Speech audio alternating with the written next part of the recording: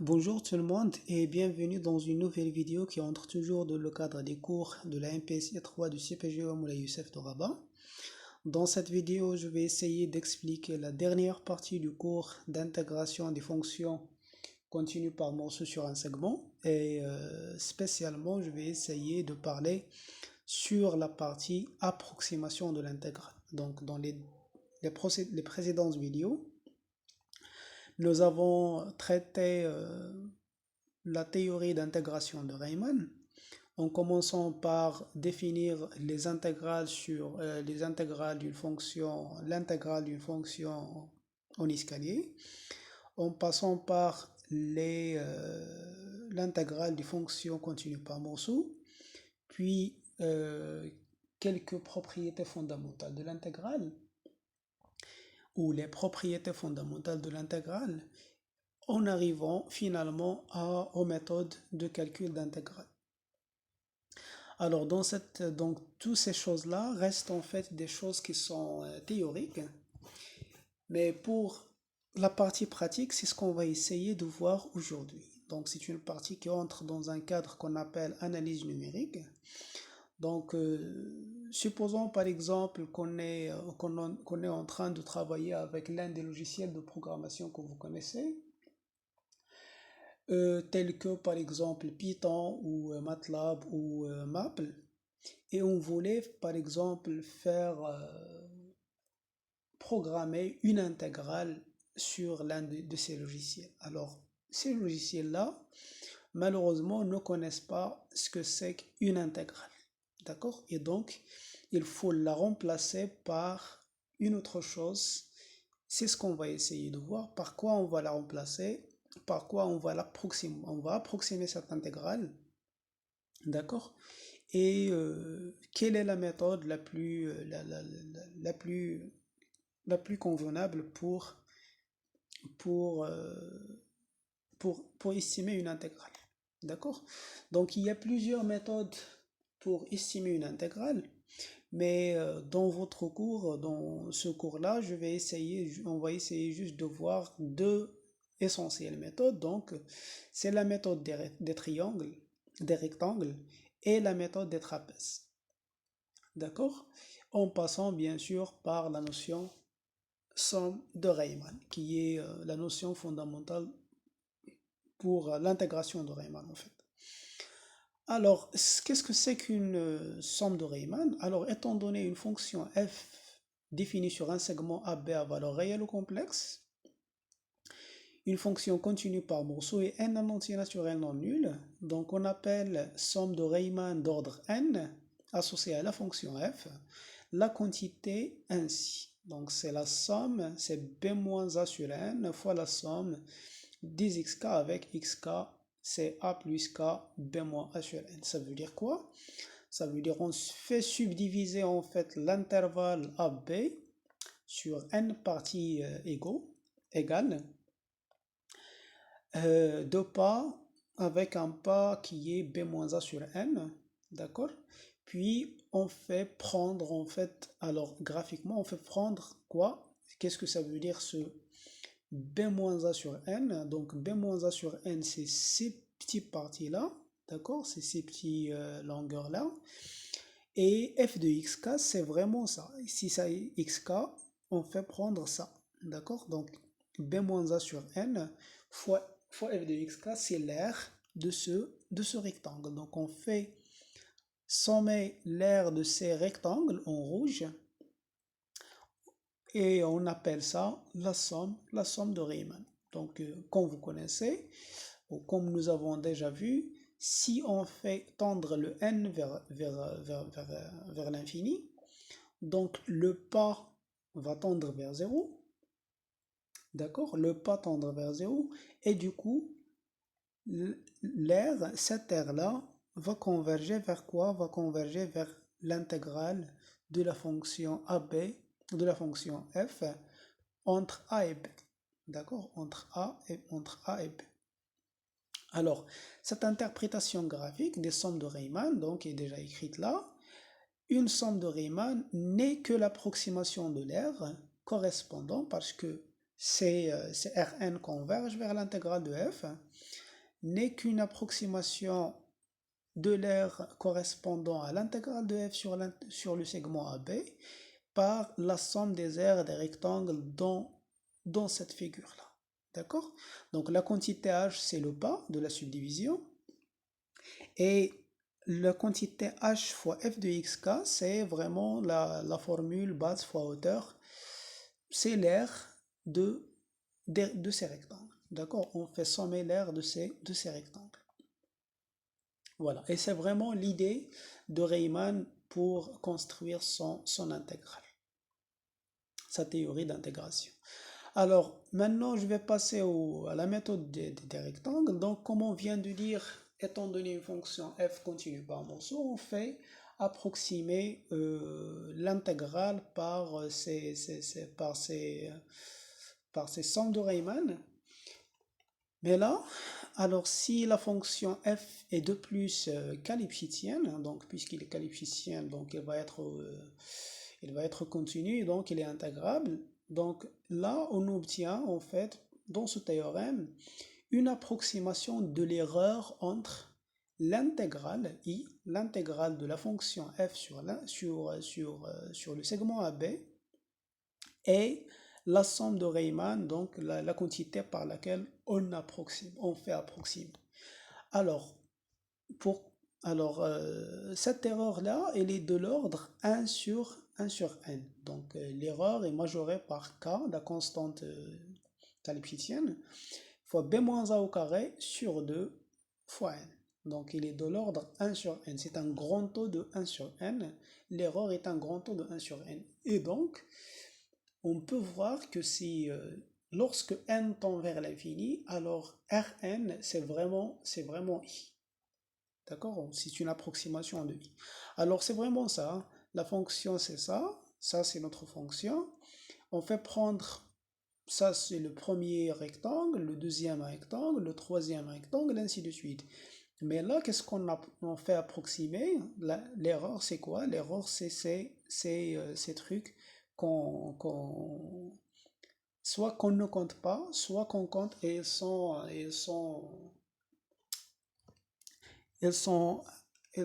à l'extérieur du graphe. D'accord? C'est une partie de l'épigraphe. Voilà. Alors pour la preuve, commençons par estimer premièrement l'erreur epsilon nk dans un petit segment xk plus 1.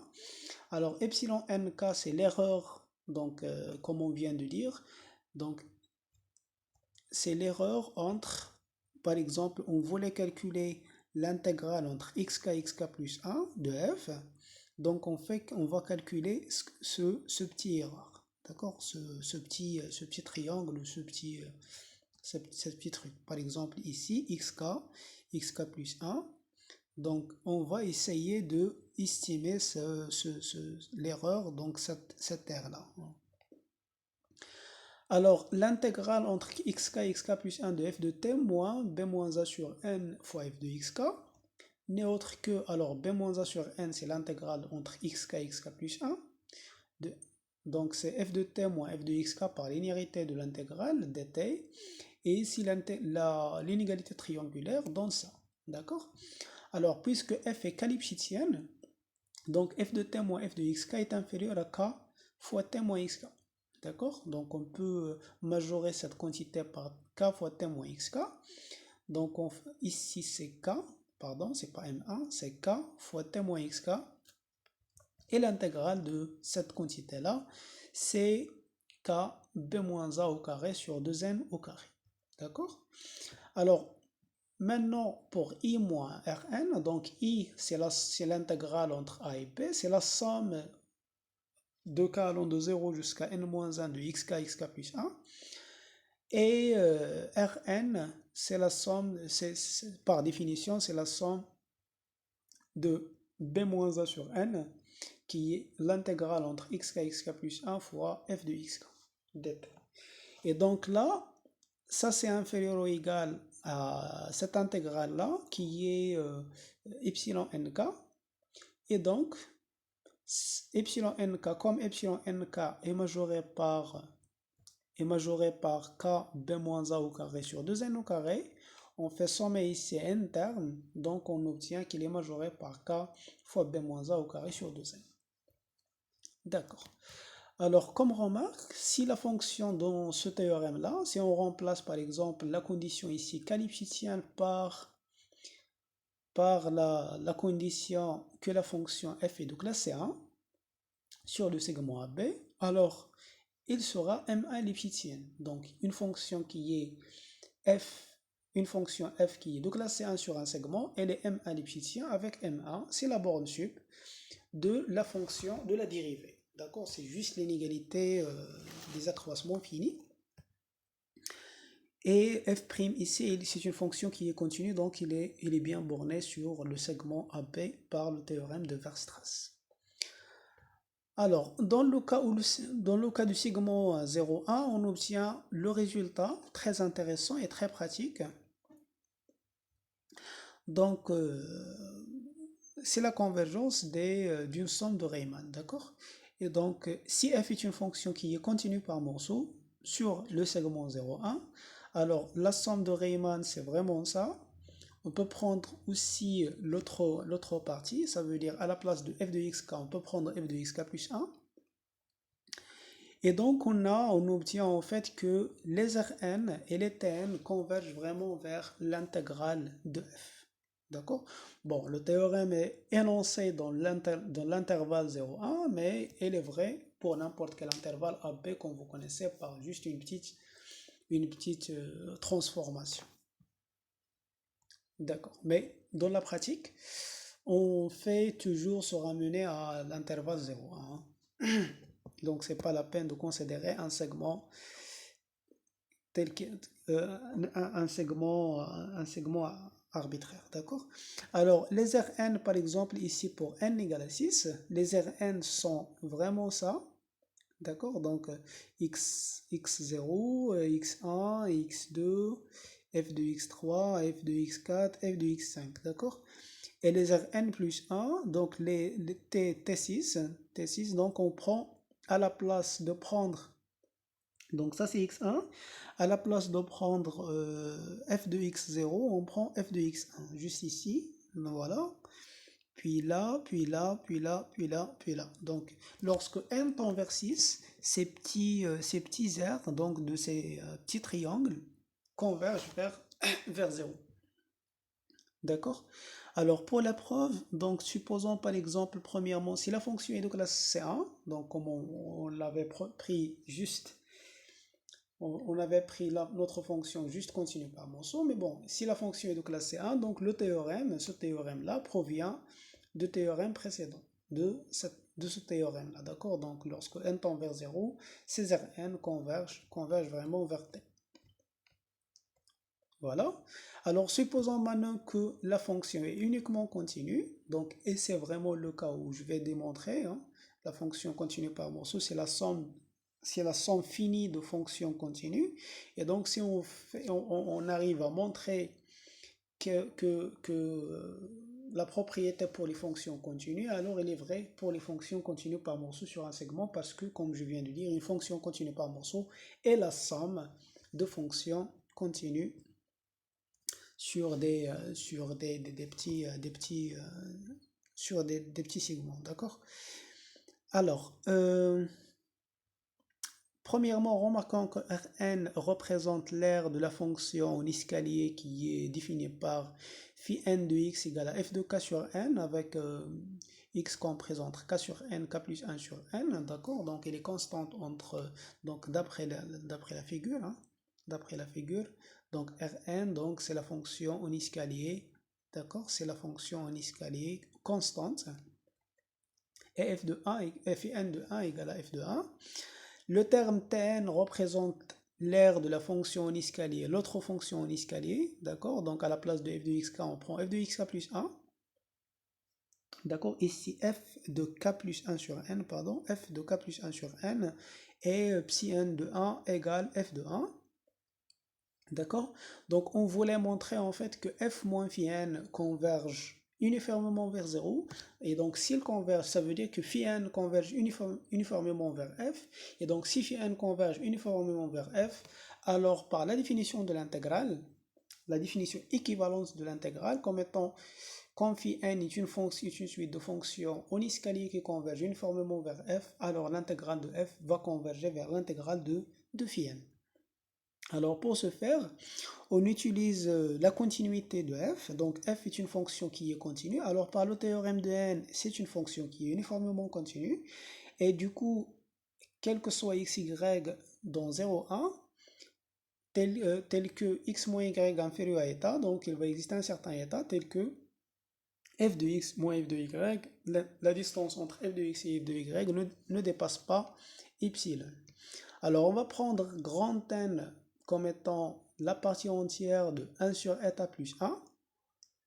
Et donc si on prend n assez grand et x dans 0, 1 quelconque, donc il va exister un certain cas tel que k sur n, tel que x comprise entre k sur n et k plus 1 sur n. D'accord? Et donc ceci veut dire que phi de x, f de x moins phi n de x, le n associé à celui-là, hein, c'est le même n, qui est f de x moins f de k sur n par définition de phi n.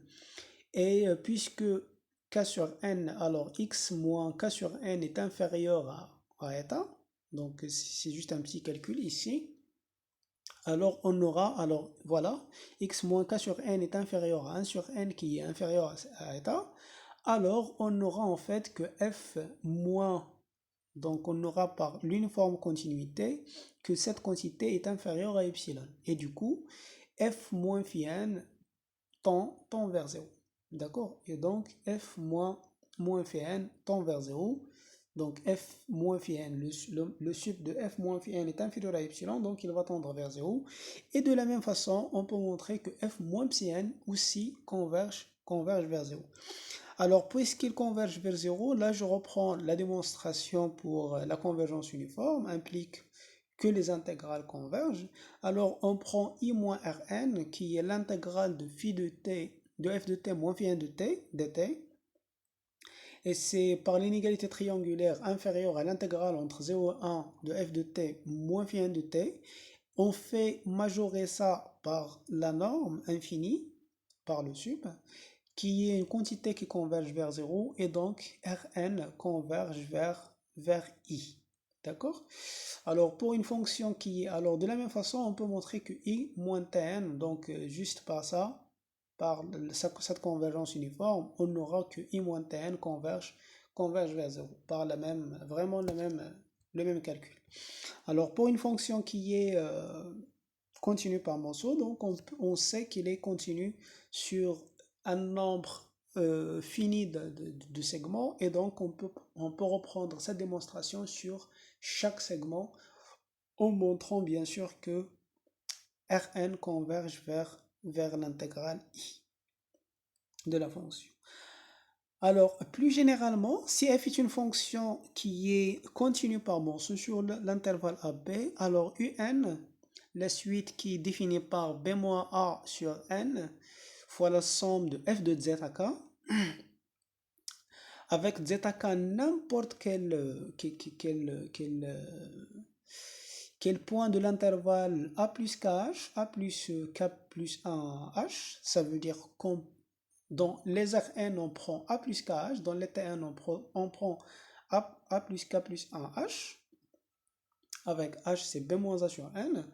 Alors là, si vous prenez n'importe quel xk ici, alors on aura en fait que un moins un converge vers l'intégrale. Donc un toujours approxime l'intégrale. Juste on prend b moins a sur n fois la somme f de xk, f de zk avec zk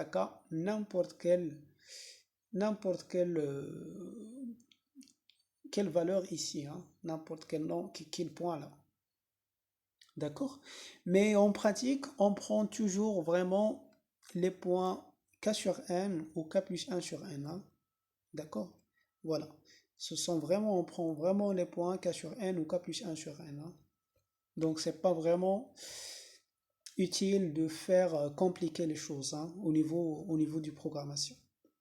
Alors maintenant, j'arrive à la méthode de trapèze. Donc la méthode des rectangles consiste en fait à, donc alors, pour résumer, donc la méthode des rectangles consiste à faire quoi? À faire approximer l'aire de l'intégrale par la somme de ces rectangles, d'accord? De l'aire de ces rectangles.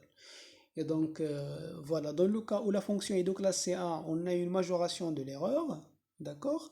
Dans le cas où la fonction est juste continue par morceau, on sait que la somme de Riemann approxime l'intégrale, mais on ne sait pas la quantité vraiment, l'erreur entre l'intégrale et l'approximant, d'accord? Alors, pour la méthode des trapèzes, donc là, je vais énoncer le théorème pour un seul trapèze. Donc, étant donné f une fonction définie sur un segment, une fonction de classe C2, cette fois-ci pas C1, et M2, c'est le sub de f seconde, d'accord, c'est la borne sub de f seconde, alors on a la majoration suivante. Donc, l'intégrale entre alpha et bêta de f de t dt, moins cette quantité qui est la valeur moyenne entre f de alpha et f de bêta, fois bêta moins alpha, fois l'amplitude de l'intervalle, est inférieur à bêta moins alpha à la puissance 3 sur 12 fois m2 de f. D'accord? Donc, ça veut dire quoi? Ça veut dire que cette quantité-là est une valeur approchée de l'intégrale à cette erreur près. D'accord? Alors, graphiquement, donc vous voyez le alpha, le bêta, f de alpha, f de bêta, f de alpha plus f de bêta, f de alpha plus f de la moitié, f de alpha plus f de bêta sur 2 fois bêta moins alpha n'est autre en fait que l'aire de ce trapèze. D'accord? Donc c'est vraiment l'aire de ce trapèze. On voulait calculer l'aire de la fonction, d'accord? Donc l'aire associée à l'intégrale de la fonction. Et donc l'erreur, donc la partie ici en blanc, la partie blanche, est inférieure à cette quantité-là. D'accord? La partie blanche, c'est vraiment ça, hein. C'est vraiment cette erreur. Donc sur ce schéma, on voit comment on approche en fait l'intégrale de f sur alpha bêta par celle d'une fonction affine, hein. C'est vraiment l'aire d'une fonction qui est affine, cette fonction qui passe par ces deux points. D'accord? Donc pour n trapèze, donc je vais essayer juste d'énoncer le théorème et je ne vais pas le démontrer parce qu'il est un tout petit peu technique. Mais bon. Alors si f est une fonction qui est de classe C2, on prend toujours M2, c'est le sub de f seconde, et n un entier naturel strictement positif, un non nul. Alors pour k compris entre 0 et n-1, on fait xk, la subdivision, c'est la subdivision uniforme de l'intervalle AB à pas constante b-a sur n.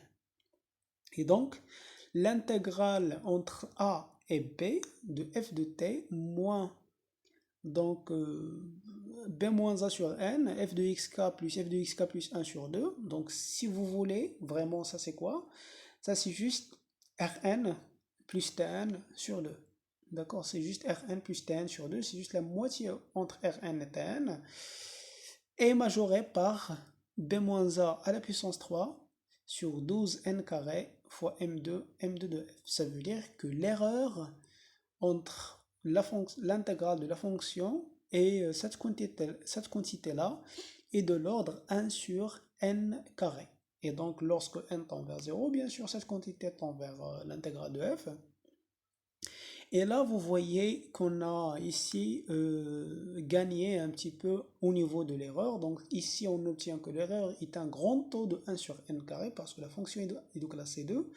Mais lorsque la fonction est de classe C1 pour la méthode des rectangles, on avait que un ordre à l'ordre 1 sur n, d'ordre grand taux de 1 sur n. Et donc là, en fait, là, je vais juste essayer d'expliquer la méthode.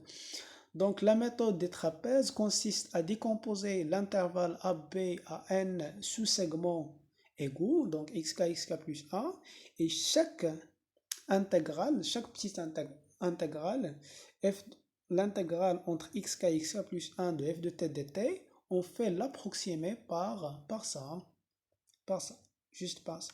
Donc xk, xk plus 1, on fait l'approximer par une fonction qui est affine, par l'aire d'une fonction affine, par cette trapèze-là, l'aire de cette trapèze, qui est f de xk plus 1 sur 2 fois xk plus 1 moins xk. Et donc, voilà, donc on obtient que, alors, xk plus 1 moins xk, c'est vraiment b moins a sur n fois ce 2-là. Et puis, on fait sommer. Donc, on obtient en fait que l'intégrale entre a et b, si on fait sommer là, est vraiment approximativement égale à la somme de ça, qui est vraiment cette quantité-là. D'accord? Qui est cette quantité-là. Donc, In de f, c'est vraiment cette quantité-là. Voilà. Et donc, dans le cas où la fonction est concave, donc In minore toujours l'intégrale de f. Donc ça, c'est une chose qui est vraiment très très très intéressante.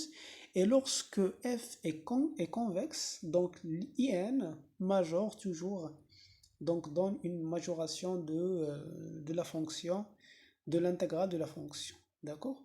Donc c'est tout pour aujourd'hui. On se retrouve dans une nouvelle vidéo, Inch'Allah, dans une prochaine vidéo. À toutes.